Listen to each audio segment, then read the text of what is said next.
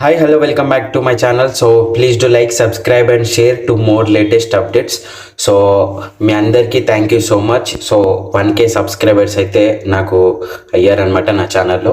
So మీ అందరి support వల్లనే నాకు 1K సబ్స్క్రైబర్స్ వచ్చాయి. సో ఇలాగే నా వీడియోస్ని ఎంకరేజ్ చేస్తారని చెప్పి నేనైతే మనస్ఫూర్తిగా కోరుకుంటున్నాను. మీకు నచ్చేలా మంచి మంచి కంటెంట్స్ నేను చేస్తానని నేను ప్రామిస్ చేస్తున్నాను అనమాట. సో ఈరోజు టాపిక్ వచ్చేసి మనకి రామ మందిరం అయితే జనవరి 22కి రామ మందిరం అయితే ఓపెన్ అవుతుందన్నమాట. సో అక్కడికి జనాలు ఎంతోమంది తండోపతండాలుగా తరలి వెళ్తున్నారనమాట. సో మీరందరూ జాగ్రత్తగా ఉండండి, రామదర్శనం చేసుకోండి, జాగ్రత్తగా రండి. సో మనందరికీ ఒక గొప్ప విషయం అది.